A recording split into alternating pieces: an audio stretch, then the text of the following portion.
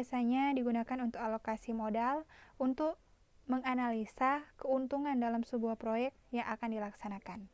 Soalnya yaitu hitunglah NPV untuk 5 tahun dan kesimpulannya apakah usaha atau proyek tersebut menguntungkan atau tidak.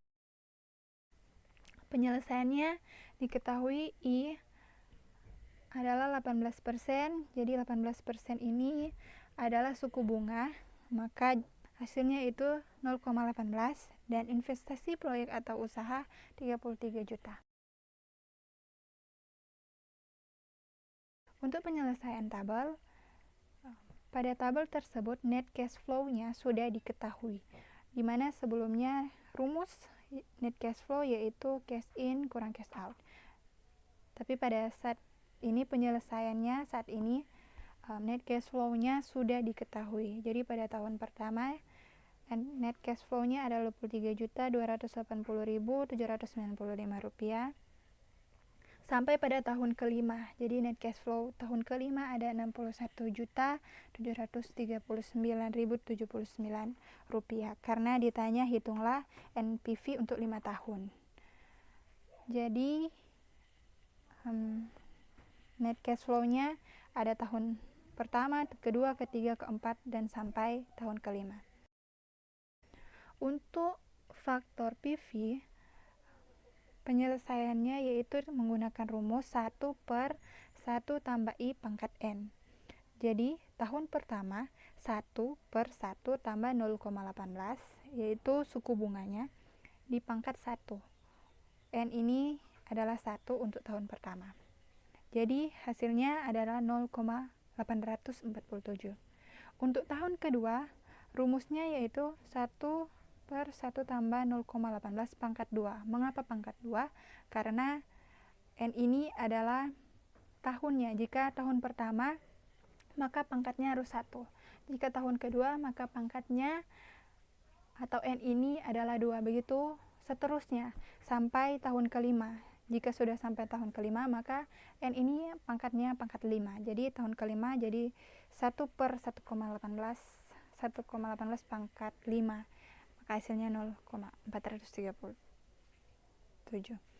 Itu adalah penyelesaian faktor PV. Kolom berikutnya yaitu PV, di mana rumusnya net cash flow kali faktor PV. Jika kita sudah menyelesaikan jumlah dari faktor PV, maka PV-nya didapat rumus net cash flow dikali dengan faktor PV. Jadi net cash flow tahun pertama Rp23.680.795 dikali dengan faktor PV 0,847 sampai dengan tahun kelima. Jadi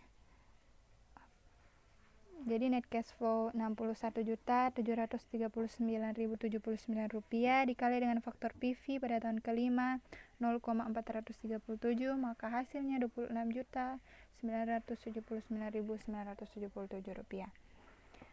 Jika kita sudah menyelesaikan PV-nya, maka kita bisa mendapatkan NPV-nya, yaitu jumlah keseluruhannya yaitu Rp132.181.596. Itu adalah penyelesaian dari tabel net present value. Dan berikutnya adalah NPV ini, net present value ini dikurang dengan investasi proyek atau usaha. Jadi Rp132.181.596 yang sudah kita dapat tadi dari jumlah NPV dikurang dengan investasi proyek atau usaha. Jadi 33 juta. Maka hasilnya adalah Rp99.181.596. Kesimpulan yang didapat, NPV ini lebih dari 0, maka bisa dikatakan good. Mengapa? Karena hasil dari NPV dikurang dengan investasi proyek atau usaha yaitu Rp99.181.596 maka didapat bahwa hasil tersebut lebih besar dari jumlah investasi proyek atau usaha. Kesimpulannya bisa didapat bahwa proyek atau usaha yang dijalankan ini yaitu menguntungkan. Sekian penjelasan saya tentang net present value.